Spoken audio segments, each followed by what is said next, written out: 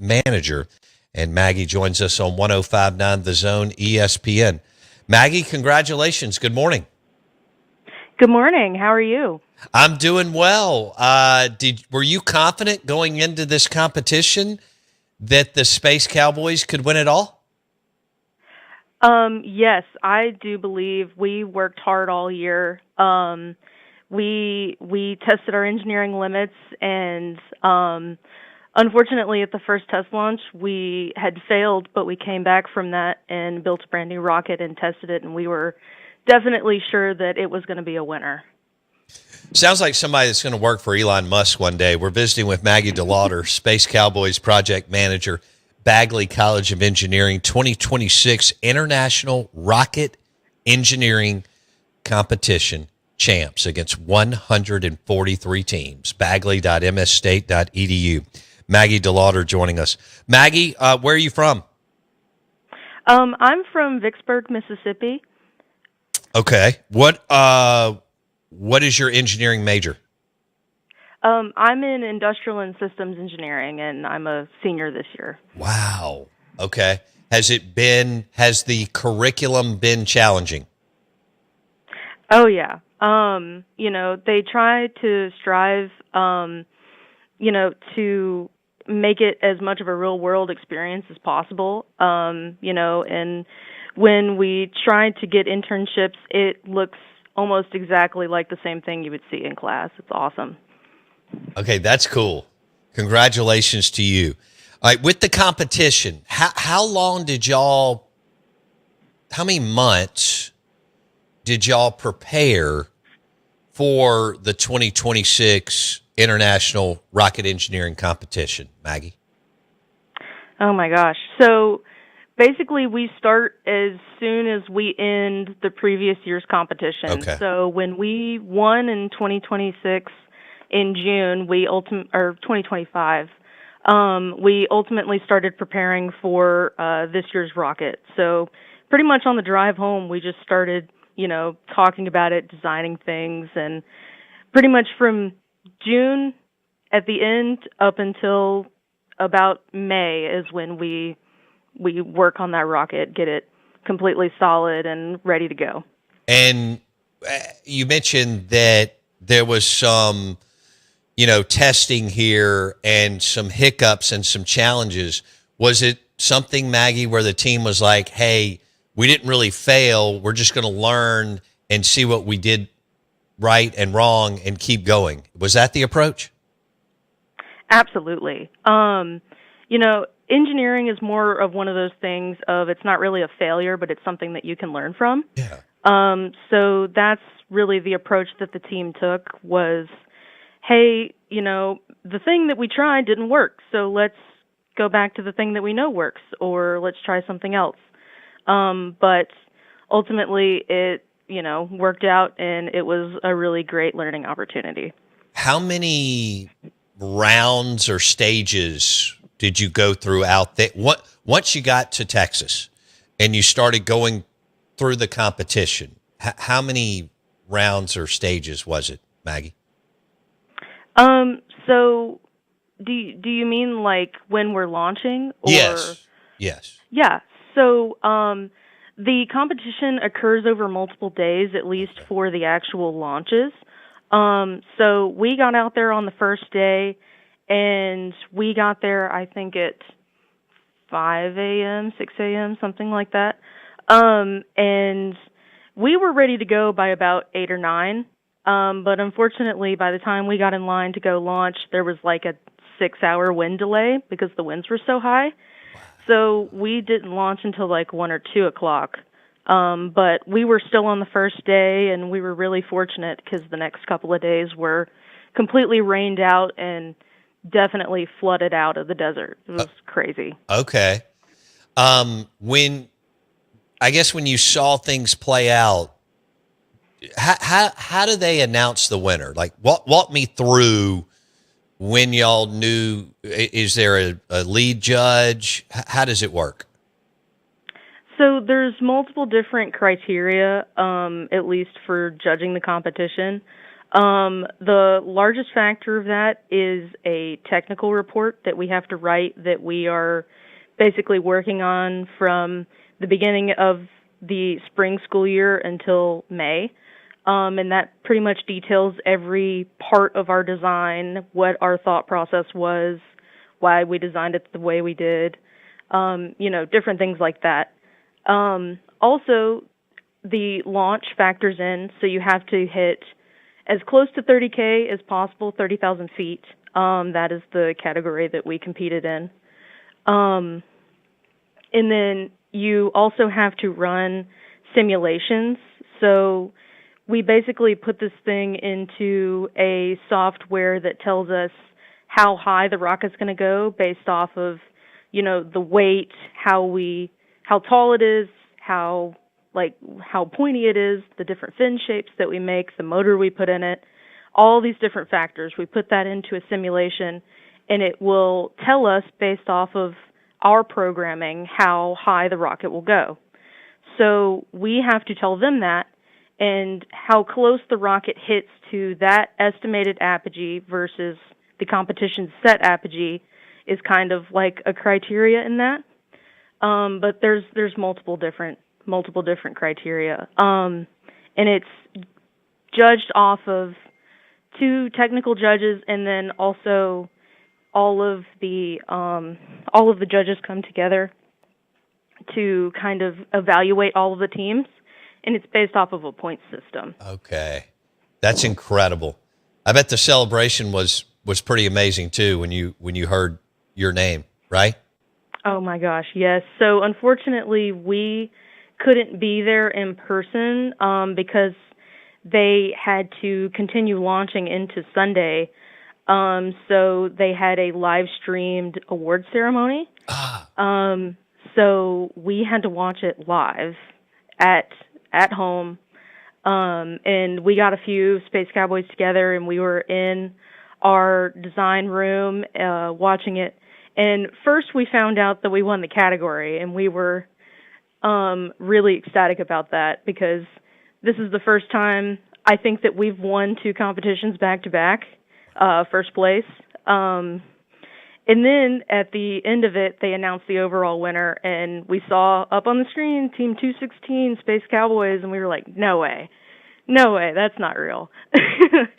So it was really exciting to see that. That is awesome. Congratulations, Maggie DeLauder, Space Cowboys project manager, Bagley College of Engineering on the campus of Mississippi State University, 2026 International Rocket Engineering Competition champs against 140 teams internationally and domestic. Maggie, congratulations on your success, and we wish you the best, and thank you for your time today.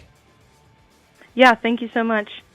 Maggie DeLauder, soon to be Bagley College of Engineering alum from Mississippi State University and part of the Space Cowboys team that won another national championship.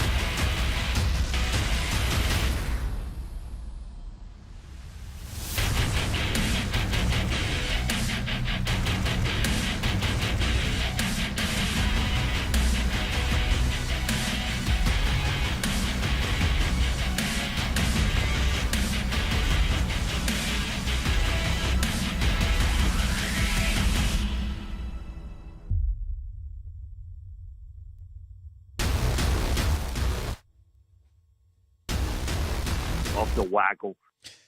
Good morning. Out of bounds, ESPN 105.9 The Zone. No, I did not realize that. I didn't realize that week 2 we get the SEC versus the Big Ten. I'll take it though. I'm excited about that.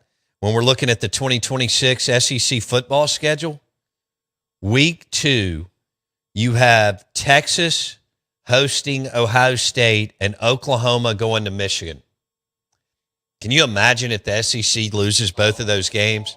You can tell everybody's having fun that's outside of the SEC because that the league has been down one and hasn't won a national or even played for a national championship in 3 years, right? Michigan, Ohio State, and Indiana have won it. And do I still think our league is the best? Sure, top to bottom. And that's even with Arkansas and Mississippi State and Kentucky, doing what they're doing. And then the teams that are usually, Auburn hadn't been good, Florida hasn't been good, LSU took a step back, and Alabama's taken a step back, and good God, Georgia's taken. I mean, you know the drill. But week 2, if Michigan and Ohio State beat Oklahoma and Texas, the Danny Cannells are coming. They are. And they're going to love it. The Florida State guys, the Miamis, the Clemsons, the Southern Cals, the Big Tens, even the Big 12s. But that is a good lineup for week 2, for sure. Texas hosting Ohio State, Oklahoma at Michigan. Terrible scheduling by both, but great for us. So please understand, when I reference terrible scheduling, that's only because, as an athletic director and head coach, I want the softest non-con and everything else you can get. But this is delicious for week 2. An SEC Big Ten matchup. Could we get a national championship? Possibly. Yeah. I mean, I don't know. Ohio State, I mean, that's not going to shock me if they're in a national championship game. Indiana, I guess not. After that, I don't see another team. Even with Penn State's easy schedule, I don't see that with Matt Campbell, first-year head coach at Penn State. I know he's been at Iowa State for a decade or so. And then in the SEC, it wouldn't shock me to see Georgia in it or a couple other teams. Somebody asked on the text line, Bo, what do you think Alabama does? Well, all you're hearing is Bama, and we've talked about this, is Bama on defense. Bama on defense, Bama on defense.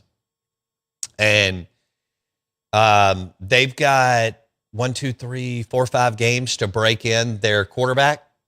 Neither one has ever played, but they're both considered super talented. And what is it, Russell and Mack? But, they play East Carolina, win. At Kentucky, win. Florida State at home, win. South Carolina at home, win.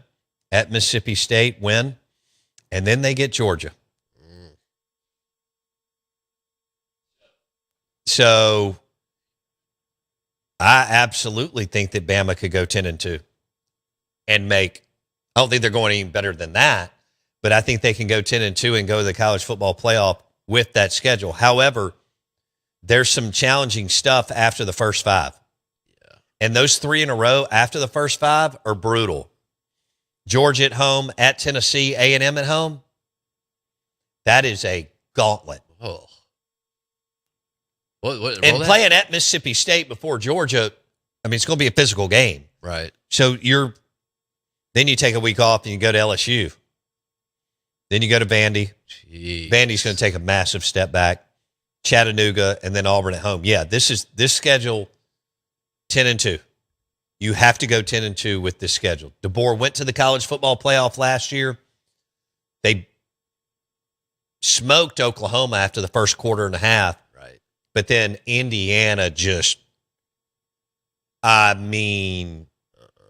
crushed their souls out in Los Angeles at the Rose Bowl.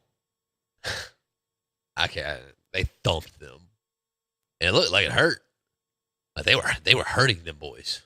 Yeah. Physically imposing. 38-3?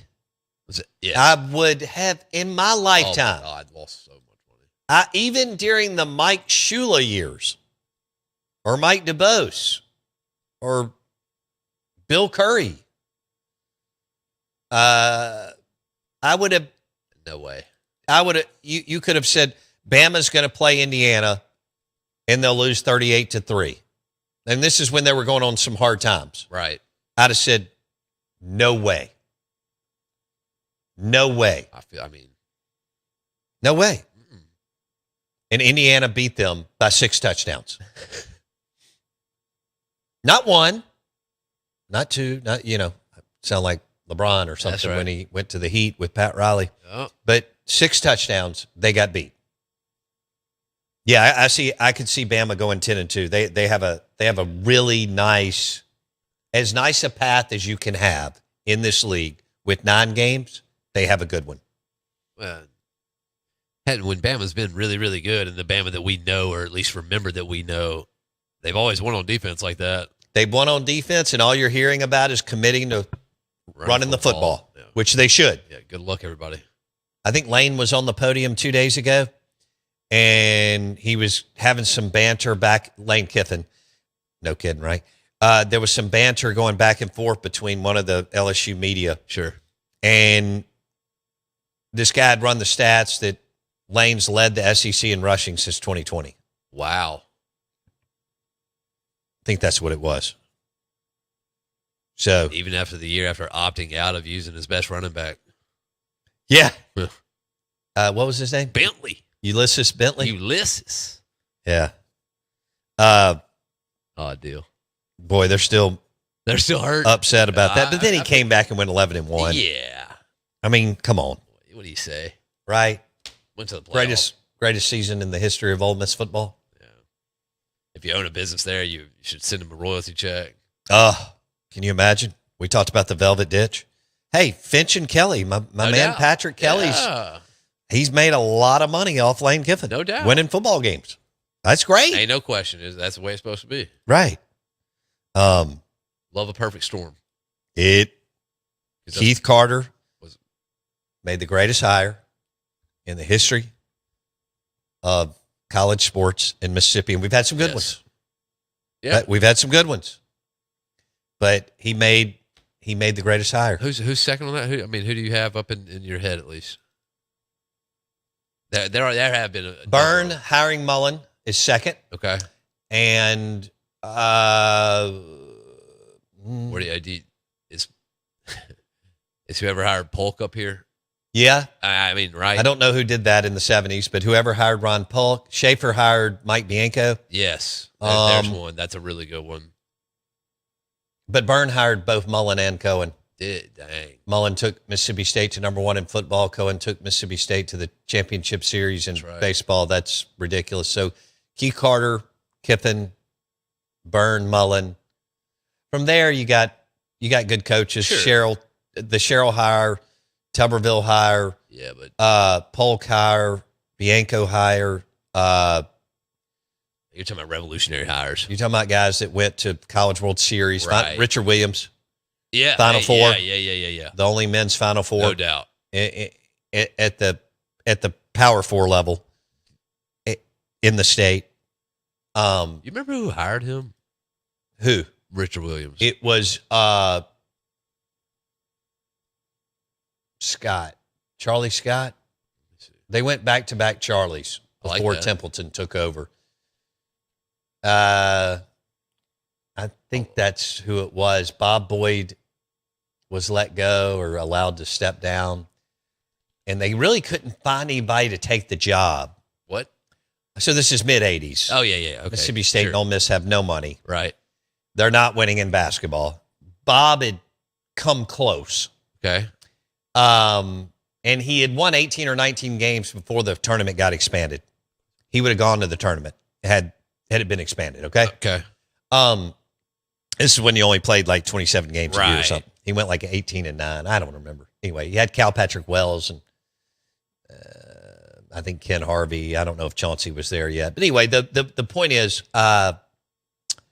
You had the back-to-back two Charlies before Templeton, and they couldn't find anybody. They weren't, neither program had any money, whatever. Right. And so it was almost kind of Richard's down the hall. Yeah. He's an assistant. He under Bob. He wants the job. Hey, give him a call.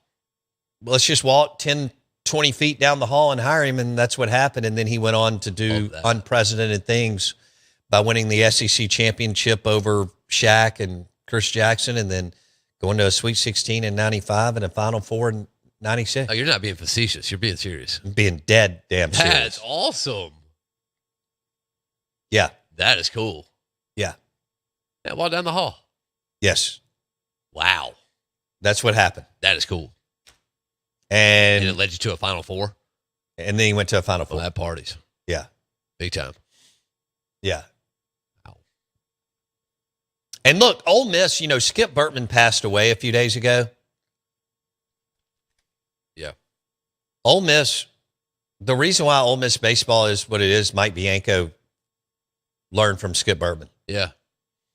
It's a program that never won for the most part. And then all Mike Bianco's done for 26 seasons is win. And win. And Mike Bianco walks like Skip Burtman. He does. He was a catcher under Skip. Right. Super cerebral position on the field, got to run a million different things. I mean, Mike Bianco, we have been able to watch what a Skip Burtman, because he's part of the coaching tree. Yes. And Mike's, it's just nothing short of remarkable. Well, especially at that age, don't you want to emulate success? Yes. Yeah. At all ages, honestly, but especially those. I'll be honest, I'm really surprised Bianco didn't get a national championship in 04, 05, 06. Right. Those super regional teams, those teams that he and Dan McDonnell recruited, they just stacked talent. This is before Corbin got going at Vandy. Mississippi State was in the dumps. LSU was in no man's land post Burtman because they hired Turtle before getting Maneri. I mean, it was a good time to be good. And Mike Bianco, those three super regional teams back to back to back. Nasty. I think they pulled brutal. Miami, Virginia, and Texas. It was not in that order, but I mean Garrido, O'Connor, and I don't even remember who was at Miami then. Miami's fallen off the cliff the last 10 years, but back then they were good. Wasn't it? Did I say Virginia? Yeah. Virginia, Texas, and Miami, I think, but I may be getting one of them wrong. But O'Connor had just made the move over from Notre Dame, and of course Augie was at Texas, and they bunted their way through that super regional series, or small balled their way through that with excellent pitching through that super regional series to win it. I just went off on a crazy. All right, SEC Insider Hit this morning is brought to you by Total Transportation of Mississippi. Look, opportunity is sitting right in front of you. Total Transportation of Mississippi is hiring drivers right now. All right, they're offering nationwide and regional routes for solo and team drivers. TotalMS.com to apply. All right, travel the country, stack weekly checks, monthly bonuses, frequent home time. Total Transportation of Mississippi. Apply right now, TotalMS.com. TotalMS.com. Let them be your travel agent. All right, and come join the home team at Total Transportation of Mississippi. Do we have bar two? All right, we're going to drop some of Diamond Dave bar two here, and then we've got Jack Bourgeois, who's a single man, coming in from Vicksburg, Mississippi, and the Key City Beer headquarters. And Jack Bourgeois will be with us in the third hour, and we're going to go find some crispy bacon, and we're going to drink local Mississippi beer and celebrate college football season. This is bar two. Dave bar two finds another trend or metric or something fun. Right? To generate and follow. All right, before NFL wise, who is the best play caller? Andy Reid, or is it someone else? Or it's Andy Reid. Okay. It is since 2000, the number one guy. Is it Sean Payton or Andy In Reid? Is it Sean Payton or Andy Reid? Oh, Sean's right there. Okay. So Peyton is really good. McVay is really good. Okay. You got Reed. Okay. Kellen Moore is extremely good. Okay. The actual number one guy that put up the highest number of points per snap is Tom Moore. Colts with Peyton. But the thing is with Tom Moore, he only did it at one spot. He did it with Peyton Manning. Right. Okay. So I'm kind of quantifying here is like if I got on the computer here and showed you my cheat sheet of all the OCs, the 111 OCs in the NFL since 2000, you'd be like, well, Dave, Tom Moore is number one in points per snap. Yeah, but that was at Indy with Peyton. Right? Reed's done it with multiple quarterbacks in multiple franchises. So in my opinion, you go, Dave, which guy would you rather have? I'm taking Andy Reid. Okay. So it's kind of a matter of opinion. I'm being a little bit subjective in this, but if I had to take one guy to call my offensive plays, it would be Andy Reid. Okay. In the 2000s, would Sean Payton be number 2 or someone else, Bartu? Sean Payton. I think Sean Payton was number 5. Okay, still awesome. And if you look at I was looking at his numbers a couple of weeks ago because he had enough. There's enough data on him at Denver to compare him to the Saints. It's literally offensively, it's the exact same guy. No He way. is what he did at the Saints, and what he's done at Denver is almost an exact mirror. I mean, what Denver paid for is exactly what they got. And so from a wow factor for me, it's pretty impressive to see a guy. I mean, what he did at New Orleans is pretty peak, dude. Yeah. That's as good as it gets. Yeah. And to have him in 3 seasons flip that and replicate that at Denver so quickly, I think he is just an amazing head coach, not just on the field, but the management of the franchise as well. Maybe not a great salary cap guy, but in terms of fielding a winner, man, they got what they paid for, dude. Bartu on the Out of Bounds show, powered by Pearl River Resort and the Golden Moon Casino Vegas style sportsbook, which Bartu and I will be there in a few weeks. Okay, so Andy Reid, that surprises me that Sean's 5th. Do you remember who was 2, 3? I don't know him right off the top of my head. That's okay. I'd have to actually kind of figure it out, But you do have Kellen Moore there too. Kellen at the Dallas and Philly won a Super Bowl there. And it may have taken a little bit of a step back last year. And I'm trying to remember a lot of these guys off the top of my head. But, Peyton stood out. McVay has stood out because he's gone through several quarterbacks. He's been there a long time. I tend to lean towards guys that have been in the NFL a long time and have gone through the ups and downs, and still maintain a really, really high level. We don't like one-hit wonders. Okay. Right. But Peyton is, we're splitting hairs here, how good he is.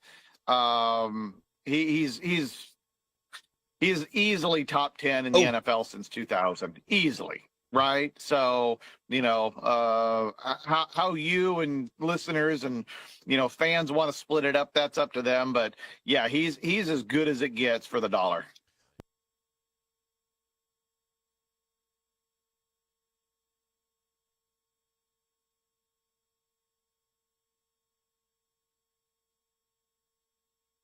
Now the overrated guys. Okay, now here's so McDaniel. No, who's really overrated? Kyle Shanahan. I was just about to ask about Shanahan with the 49ers. Okay, Shanahan comes to my mind, and here there's 2 reasons for it. Actually, there's 3. Number one, his career performance isn't very good. When you put it all together, his average season is pretty average. There's nothing special about him. He's had some peaks, but his valleys are really low too. And here's the other thing is when it gets in the fourth quarter and he's down, he doesn't win football games. Wow. He's that Tyson saying everything's great till everybody has a great plan till somebody punches you in the mouth.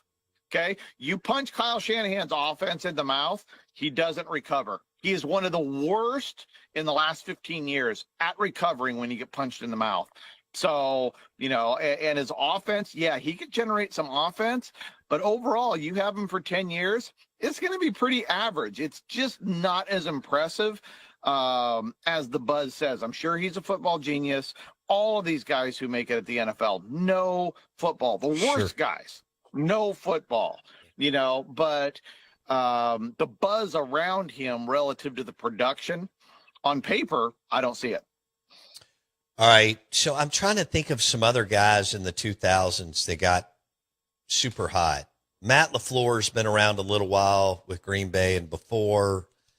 Yeah, you got Mike McDaniel, right? With the Dolphins.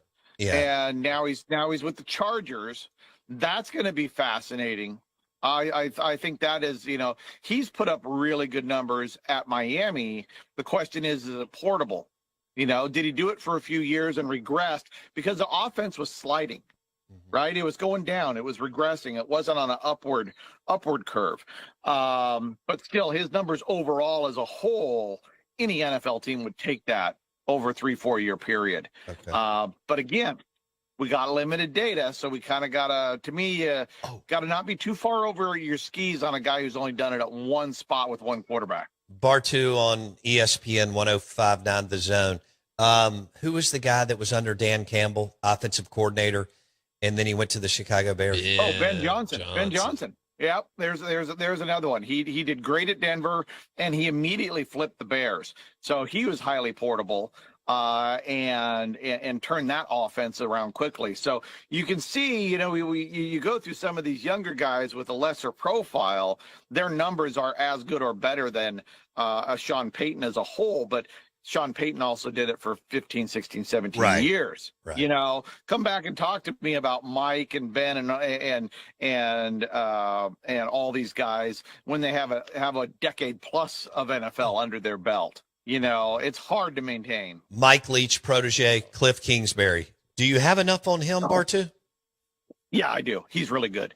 He's really solid. NFL and college. Head coach, you couldn't get me to give him a dime to be a head coach because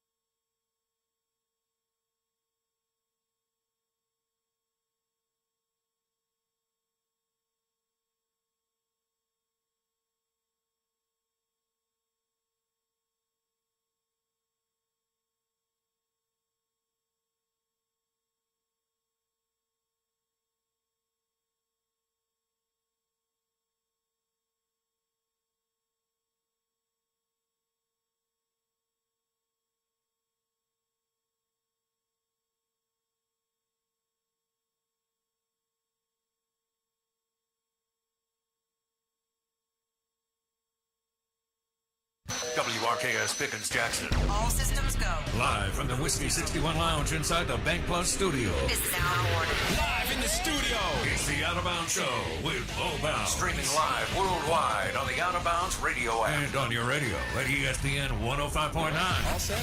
Let's go. The Zone.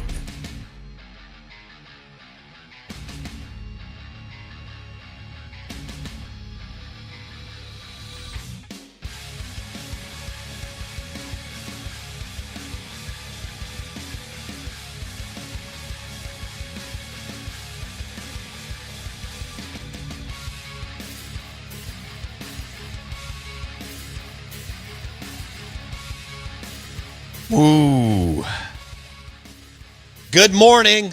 We are the Out of Bounds Show, ESPN 105.9 The Zone.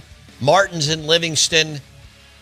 They have expanded their beautiful restaurant and bar in the town of Livingston where 463 and Highway 22 meet. You got Martin's downtown too, which is great. Martin's in Livingston has expanded. They have 7 new TVs, 100-inch TVs. It's going to be an unbelievable place when you're not in Starkville or Oxford or New Orleans or wherever you go to watch football. Good food. The menu's fabulous, from the appetizers to the po' boys burgers and the blue plates, and they've got entrees for days. So I smashed a ribeye there a couple of weeks ago when I met some buddies. Who'd I meet? Think that they're, but the Espolone guys. Speaking of top shelf margaritas at Martin's in Livingston, you can get a top shelf margarita or Paloma, Espolone, boom, Martin's in Livingston. They expanded for game day. It's going to be great. They're going to do their mimosas and Tito's Bloody Mary specials and all that too. So hit it or go to lunch today, but game day's here and it's going to be a ton of fun. So there we go. ESPN 105.9 The Zone, couple different ways that you can hang out with us and get in touch with us. The Dancing Rabbit Golf text line is 601-885-3776. You can find us on X at Bo Bounds. We would love for you to follow us, tweet to us. We're on YouTube. Are we on YouTube now? We're on YouTube Live. Yeah. The YouTube channel is Out of Bounds Sports. You're going to want to see Jack Bourgeois. This guy's a lady killer. He's just a Renaissance man. He's the lead sales guy for Key City Beer Brewery Restaurant out of Vicksburg, Mississippi. And he's a Tampa Bay Buccaneers and Texas Longhorns fan. So we're going to talk some football and good Mississippi Queen craft beer with Jack Bourgeois coming up next. But you can watch us on YouTube. I'm wearing a brand new Peter Millar pullover from the Rogue Men's Store, and I love it. It looks good. I love that we're doing this mic. You know, we've had the mic for years, and I don't know why I didn't redo them. We sold out of these mic hats quick, and I've got to do them again. Yeah. I don't know what I was doing, but now I realize how good it looks. So we got our mic logo, which is the Out of Bounds mic logo, and then the Whiskey 61, which is our super premium gentleman's lifestyle brand, but it's really driven by big steak nights and fun bourbon and what dudes like to do. That's right. I got the Whiskey 61 logo on the left. But my point in all that was we want you to go to the YouTube channel, hit subscribe. We're trying to hit a number before Labor Day. Love for you to do it. Jackson Meadows has done a great job with the YouTube channel. Search Out of Bounds Sports. And then the Key City Beer caller line is 601-707-3750. It's National Bacon Lovers Day. Love it. We've already got bacon from Beagle Bagel, and it's crispy. It's going to be great with the Key City Beer. I think I'm getting something else ordered. Oh, I was just down there talking to Bradley and Bailey like I didn't have anything else to do. And Right. I don't do that. Right. During the show. That's me. something Jackson Yeah, does. it's my job. And I don't really go down there and talk at all because I need to be focused on the show. I don't know what happened there, but anyway. Feeling a little froggy. I guess so. National Fajita Day, we mentioned that. Espolón, top shelf margaritas and fajitas for the win. Masa Mesa has fantastic.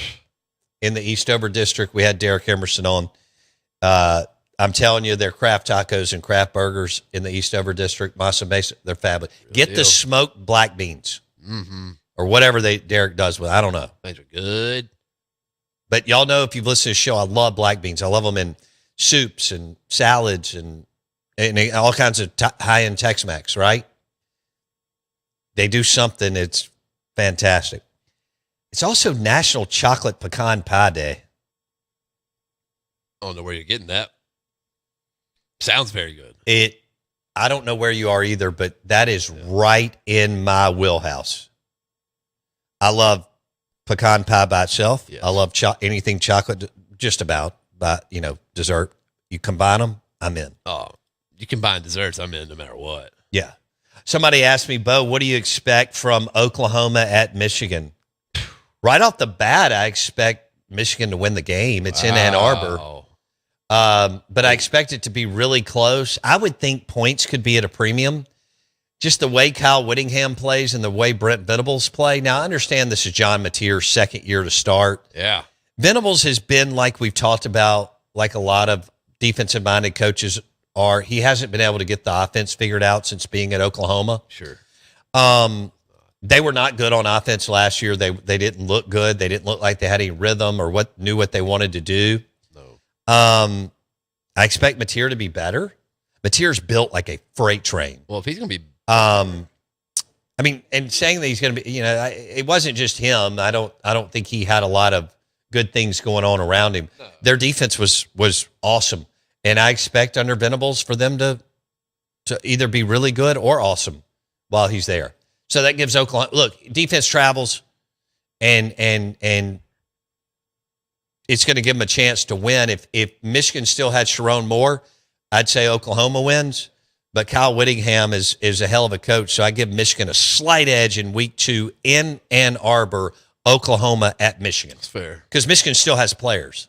Yeah. I mean, just because they've gone through the tank or through the gauntlet of post-Harbaugh. Right. And, promoted Sharon Moore, who had no business getting the job. And, then that all fell apart. Yeah. Now they have a big-time coach, Kyle Whittingham, who was able to win at Utah for 24 years. Remember, Kyle Whittingham replaced Urban Meyer at Utah. That's how long he was there. Wild. And then he was retired.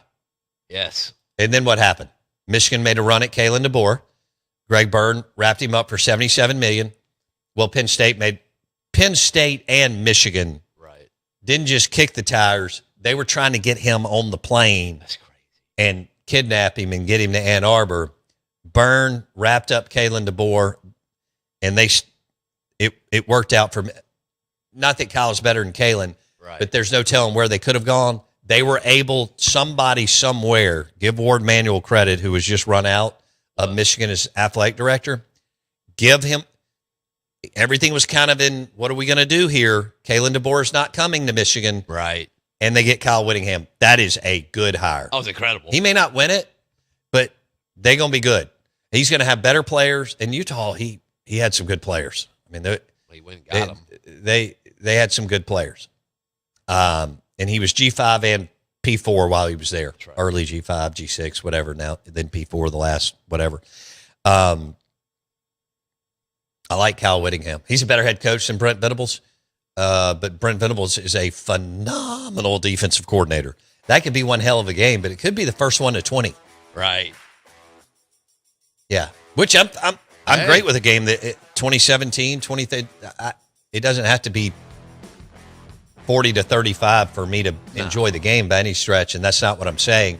But Venables knows what he's doing on defense, and he knows how to build a tough-ass football team. Yeah. Kyle Whittingham believes in whipping your tail in the trenches. They will be well coached on the offensive and defensive line. That could be a hell of a game. And same with Ohio State at Texas. I think that's a whisker, right? Yeah. I give Ohio State as a slight favorite, even though it's in Austin. But nothing would surprise me there. Jack Bourgeois, Key City Beer, next.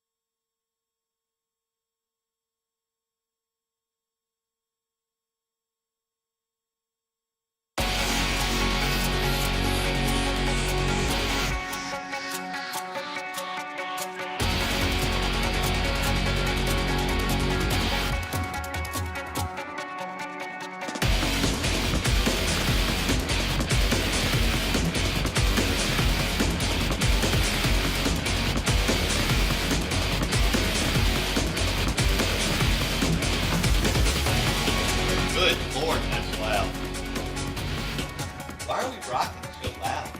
I got my mic turned way down. Maybe I have it down. All right, good morning. Welcome into the Out of Bounds Show, ESPN 105.9 The Zone. Jack Bourgeois, Key City Beer, Tampa Bay Buccaneers fan. Hopefully he'll rub it into Jackson Meadows and all the Houdat Nation.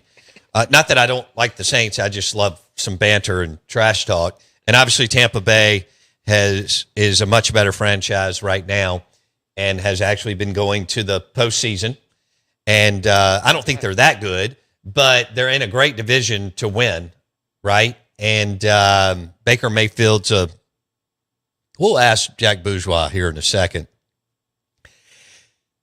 He's a top 15 quarterback. Hands down. Right? Between 10 and 15?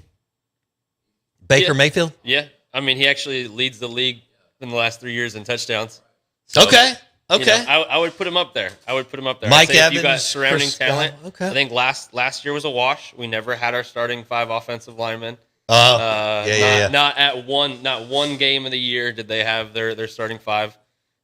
We had just about as many injuries, almost as many injuries as the Niners last year, and they kept it together. We fell apart, but I think you put a good solid offensive line in front of Baker and the weapons that he's got. I think he will be a top 10. I think he'll be a top 5 fantasy quarterback this year. I think so. I think he is the sleeper. I think him and Kyler Murray are 2 of my favorites this year. Minnesota right now, as far as Vikings. sleeper. Yeah. Kyler Murray. Okay. Murray. And you feel like Kyler and Baker will have really good fantasy years. Yeah. I Okay. think they just from the rushing element for both of them, the talents that the talent that they have or who they're throwing to, those are the guys that I'm kind of targeting in those later rounds. Okay, I like that. Right now.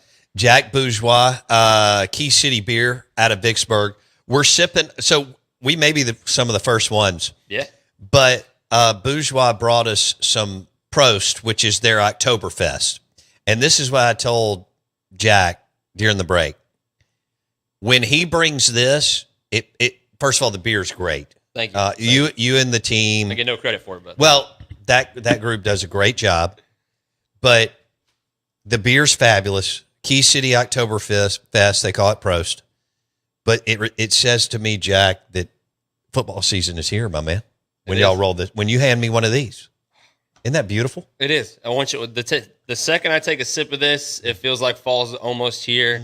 You know, cold weather or cooler weather is on its way. And yeah, I mean, just life is better with football. And y'all sell this out like crazy. Oh so yeah, I love we're brewing 3 full batches this year, so we're gonna have plenty to go around in the market. So you'll see this beer in throughout the state of Mississippi, probably till November or through November. Okay, good. To the restaurants and bars listening out there, pick up Key City Prost Oktoberfest. It is absolutely delicious. Jack Bourgeois letting Jackson Meadows know that Tampa Bay is the Ritz-Carlton team in the NFC South.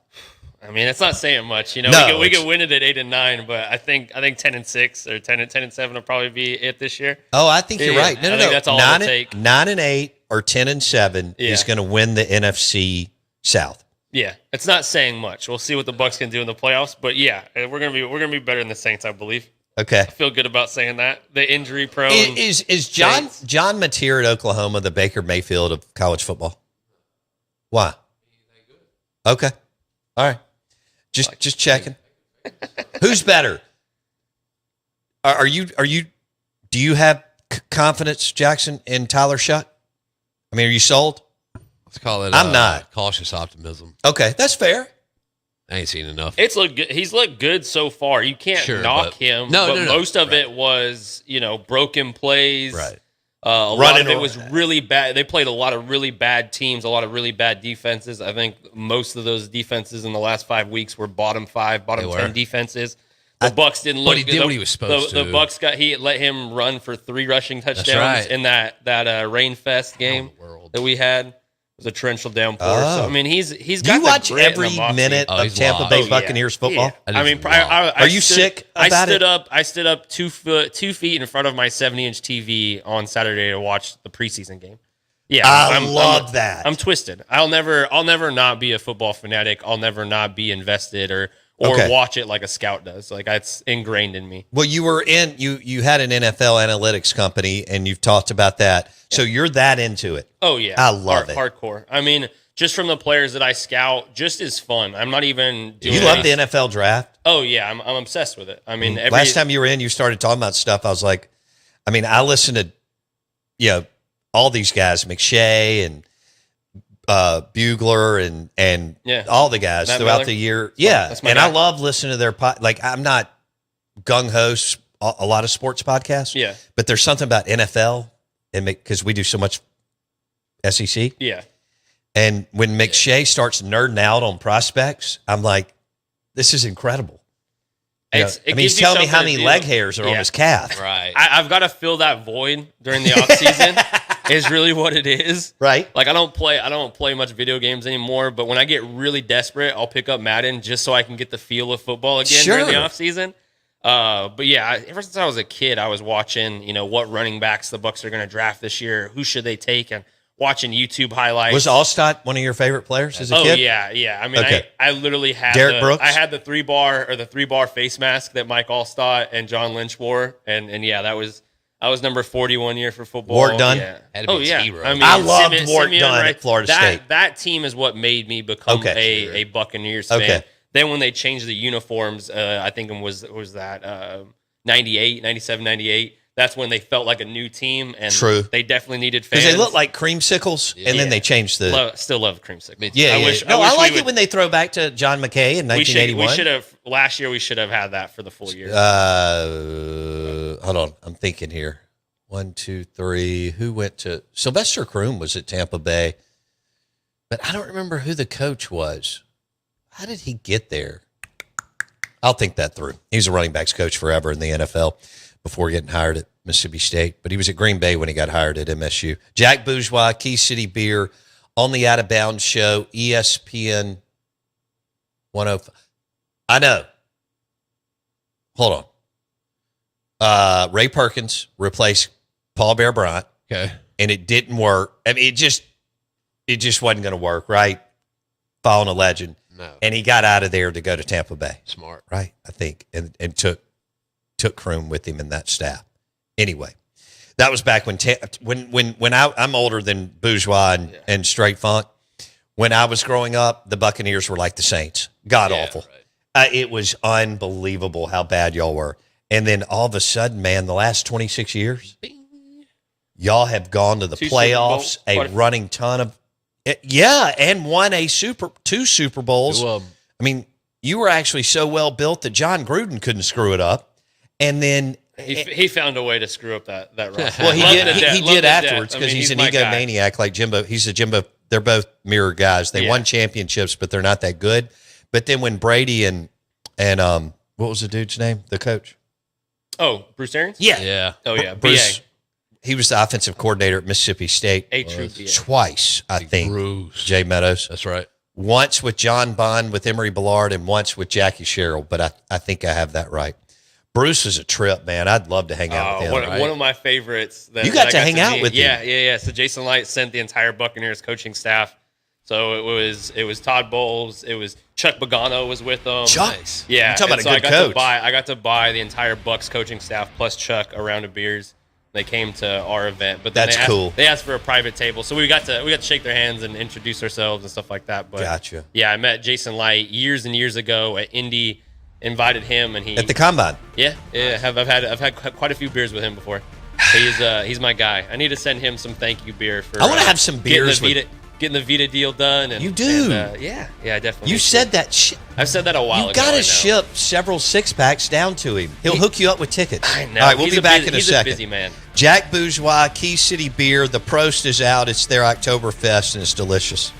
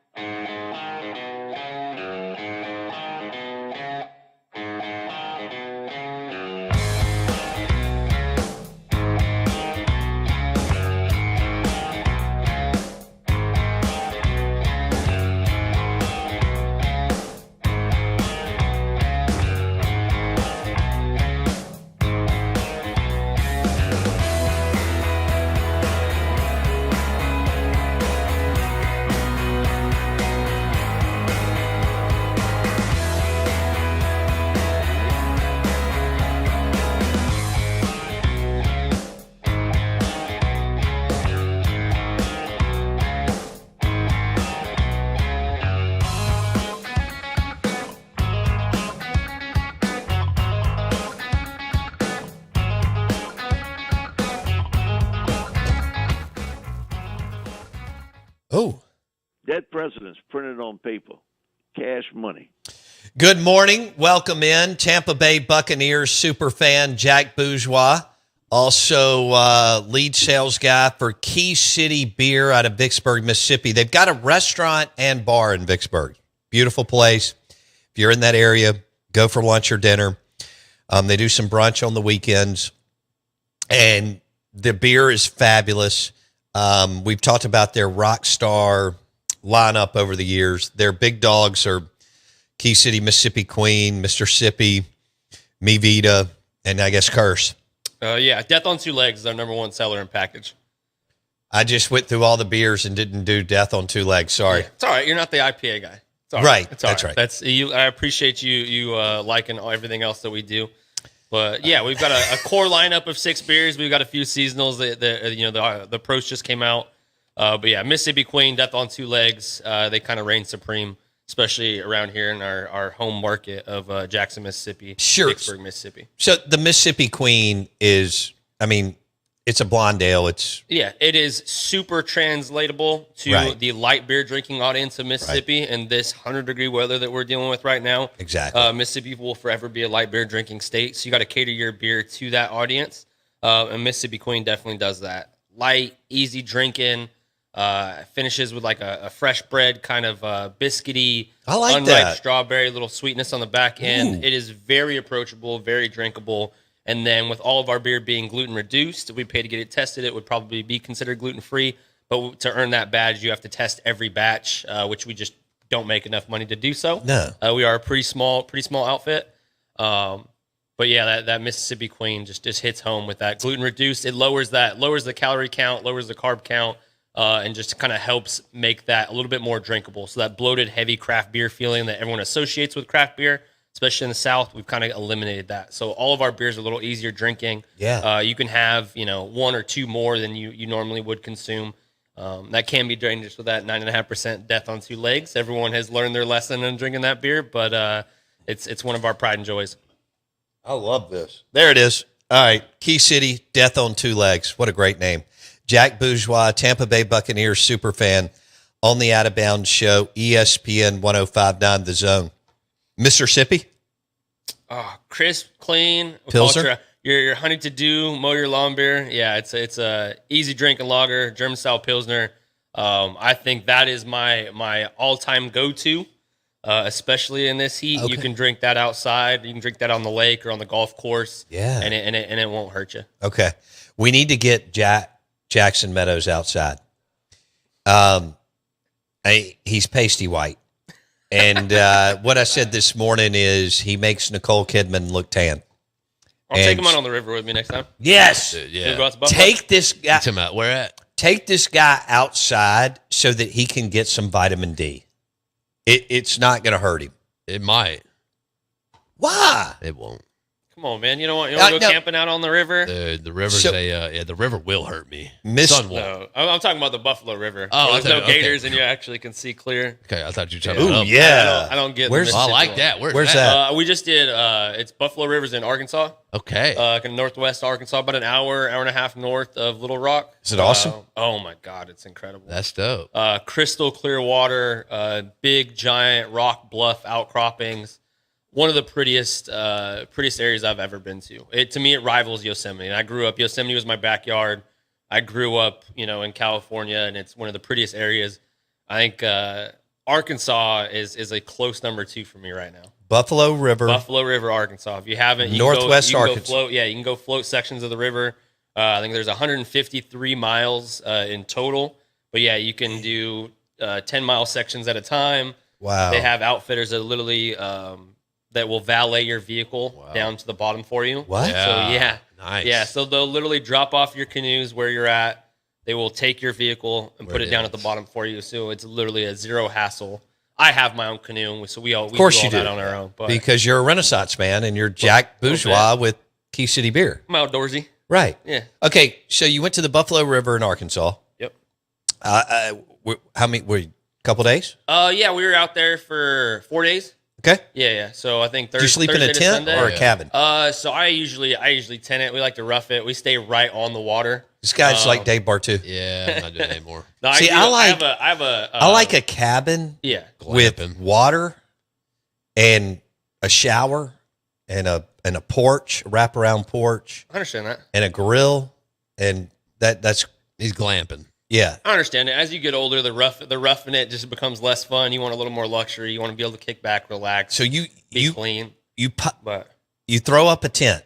yeah, I sleep in the back of my vehicle actually. So I have a tent that attaches to the vehicle. Yes. Yeah, it's very nice. So you have a little. It's a little luxury. That I is. have I have a setup. And I have hot water. That's I've got a luxurious. good setup. Do you? Yeah, that's Yeah, luxury. you get the shower bags. They're like black shower bags, and so you can get about 80 to 90 degrees on those. Are you listening to this? It's luxury. Don't let it You fool would you.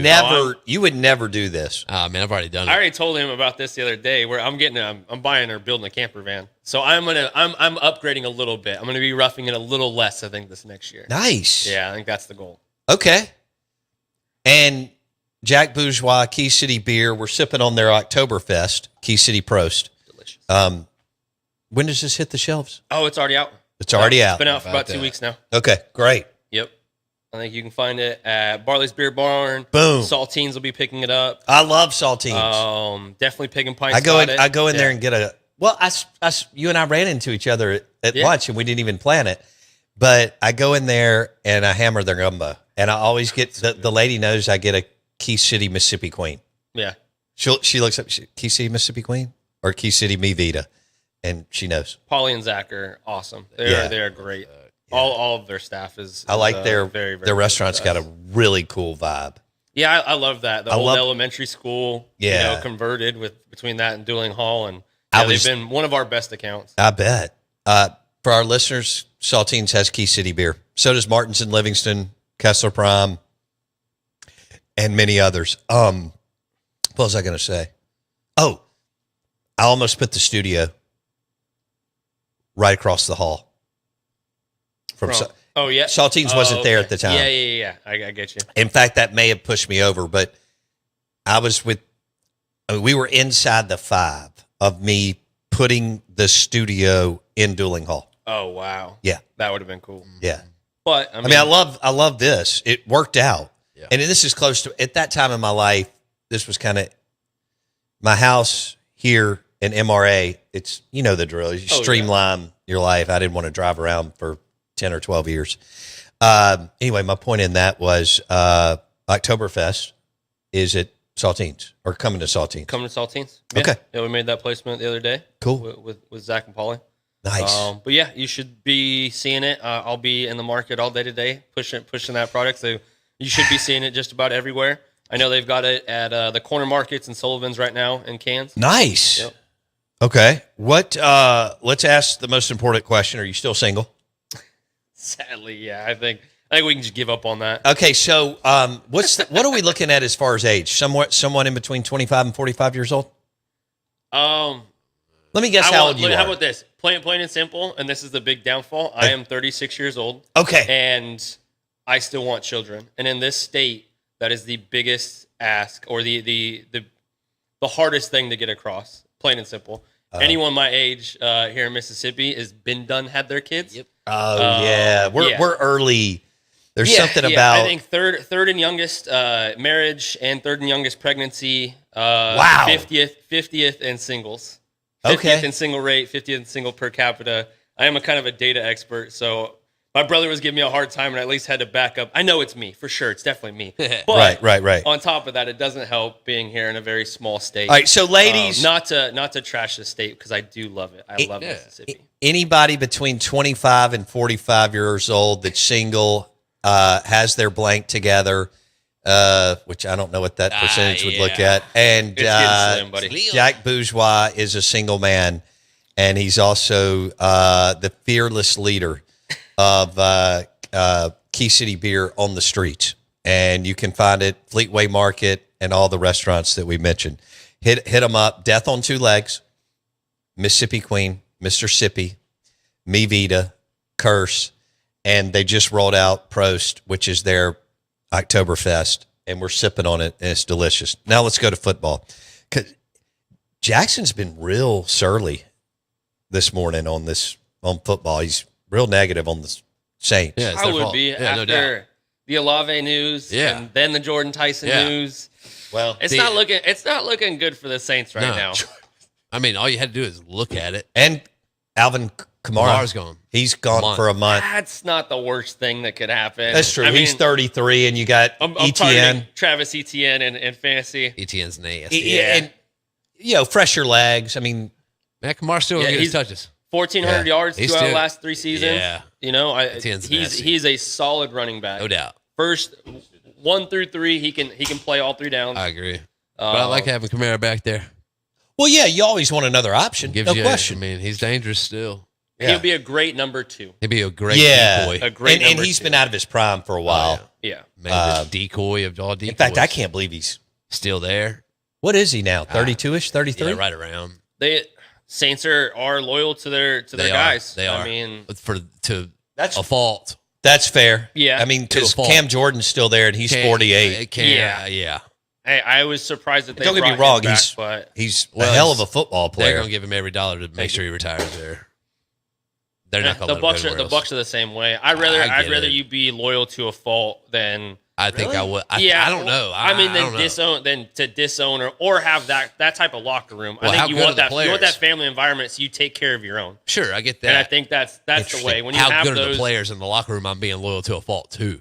That's my thing. Cam Jordan, I'll be loyal to a fault Well, too. the Bucks would have done the same thing with Levante David and just kept giving him contract after contract Sure if he would've. wanted to play. That's And right. last year he admitted to loafing and the back injury and everything. They definitely loyal to a fault. I get it. But Oh wow, I like this. All right, so do you want to take a shot at the Saints?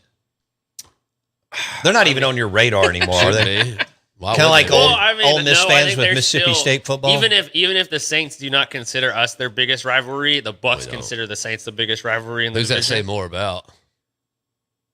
Well, you guys never stop talking trash, so No. I think that's the biggest No. thing. Everyone is our rival. Cam Jordan has made this a rivalry. He has. by saying the Bucks will go right back to where they used to be. And then what happened that year? Wow. So y'all won a couple games. Yeah, we won a couple more games than you guys did. That's for sure. That's right. Hey, y'all have a Super Bowl a more recent Super Bowl since then. You won it. When did Brady win it? A lot more division titles in the last 10 years. All it took was the GOAT coming down. Which is awesome. We won that with Baker Mayfield, who was a washed-up quarterback at the time.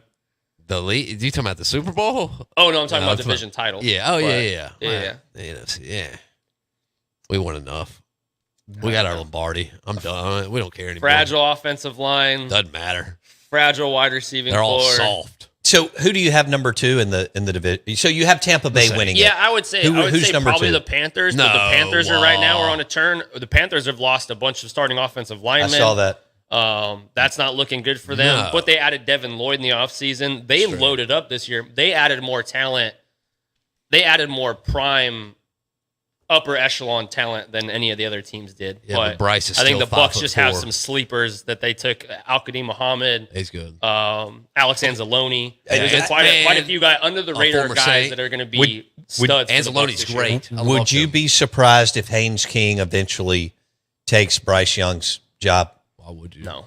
He's 5'1". I mean, would I be surprised? Yeah, I think Bryce Young is a good, solid quarterback. He finally has a system that he's learning and picking up. He looked better last year in Dave Canales' system than he ever has. Okay. So give him some time. My man's been in the league for 5 years. Oh, How much I more know. time does he need? I get it, but I mean, I don't agree with you. A bad offensive bad. system. But I do agree will that make or they've been break. run poorly, Yeah. like the Browns and the Cowboys and other teams. Look what Dave Canales did for the Panthers. Look what Liam Cohen did for the Jaguars, and look what those two offensive play callers did when they weren't there. Look how bad Baker looked last year. That's fair enough. Yeah. So I think a play caller is the biggest thing. Kellen Moore is the best part of the Saints, I agree. Saints I team think- right now. I agree. He is an outstanding He's play great. caller and knows how to. He has that similar style of Sean Payton. He knows how to do what he needs to do with that specific talent. Yes. And to highlight those talents. Cater and to it. He's a play creator as far as he will work them into the play calling, a specific player, not just plays and going through reads, Right. he will find ways to get these guys the ball. Right. And that's the biggest work thing. them What I open. love about Kellen Moore's offense. I like, yeah. Okay. I'm straight with Kellen Moore right now. Okay. Well, I think it's to be determined. Yeah, it is. But Thus far. we'll see how that. Kellen Moore is the head coach for the New Orleans Saints, and we'll see how that looks going forward. So you got Carolina number 2. Yeah. And then- Falcons at the back of the pack. That's for sure. Yeah. I think we can all agree on that. Tua. We can all agree on that. Tua and Michael Penix. It's versus not looking Tua. good. It's not looking good. No. I don't know if Penix ever going to play. He's always been such a great, especially at Washington, he was such a great arm talent. It's so, man. Such so a great arm good. talent, but he just So. couldn't. The lower extremities, he's not been able to keep healthy. Do you expect the Chiefs to bounce back I think so. I think with Kenneth Walker and having a run game from Seattle? for the first Super time Bowl in MVP. 5 or 6 years. Yeah. You seen what they did, what Seattle did with Kenneth Walker last year of holding him back in the regular season and trying to save him for the postseason. Clearly that worked out because he looked like the best running back in all of the playoffs last year. It did. And he has that breakaway ability. He's a 3-down ability. I think they are going to hammer him with the ball. They are. And if he stays healthy, I think the Chiefs are going to be just fine. You have the Broncos in that division that they've got the best defense in the league. Sure. Maybe when Aaron Donald signs with the Rams, I'll say something different. Because he's but working out with them. That's happening. That's happening. I mean, That's he's happening. actually out there working out with them. Yeah, I think that's happening. Yeah. So Oh, Okay. Gosh. So you expect the Chiefs to bounce back, but the Broncos will be a problem. I think the Chargers could be a problem with Harbaugh. with Harbaugh and that Mike McDaniels offense. Right. So you get Mike McDaniels with Justin Herbert.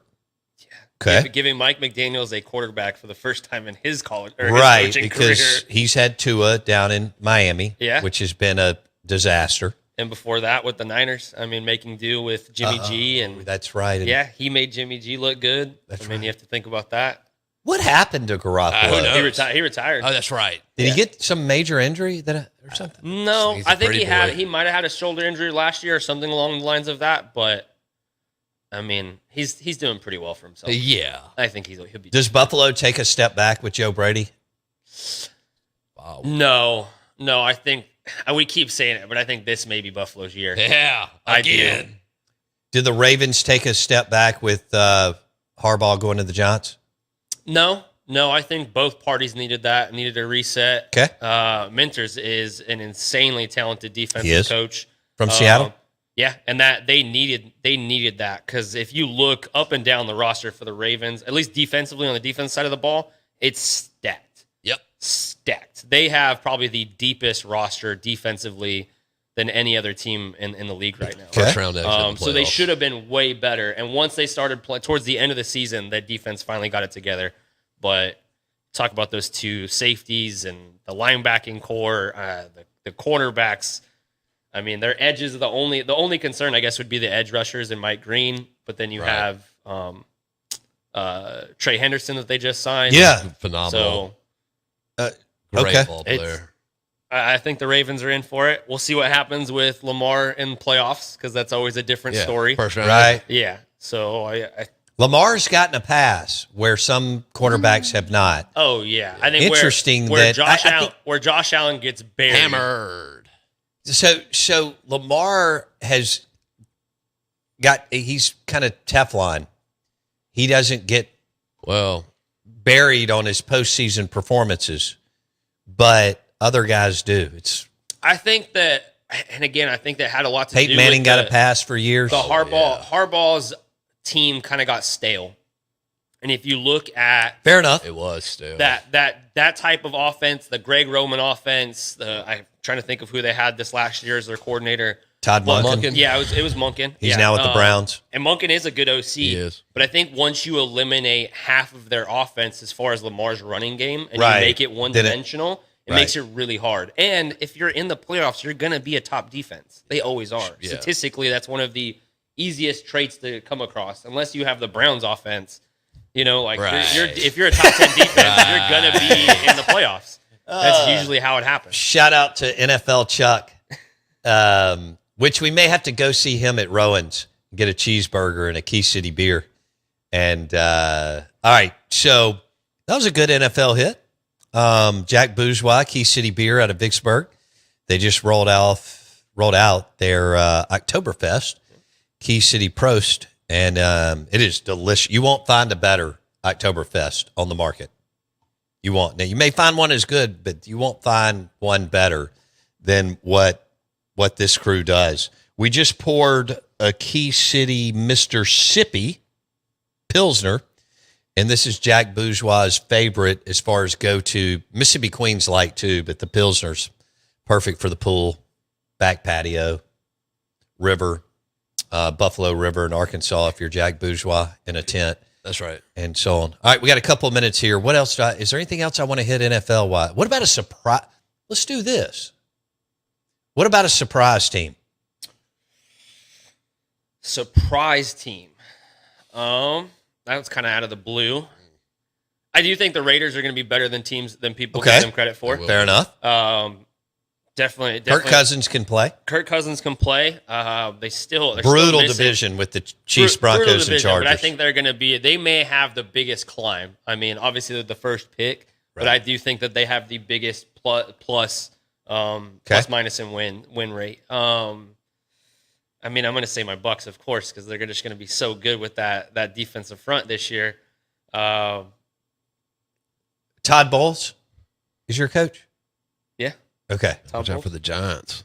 All right, so Harbaugh and Dart at the Giants. Could we see a big bump there? There's a team I like right there, especially Malik Neighbors coming back. Yeah. Okay. Jackson Dart's actually going to have a wide receiver. Yep. You know, he did not have that and was playing hero ball all last year. Bartu hates the offensive coordinator hire, but Harbaugh has won.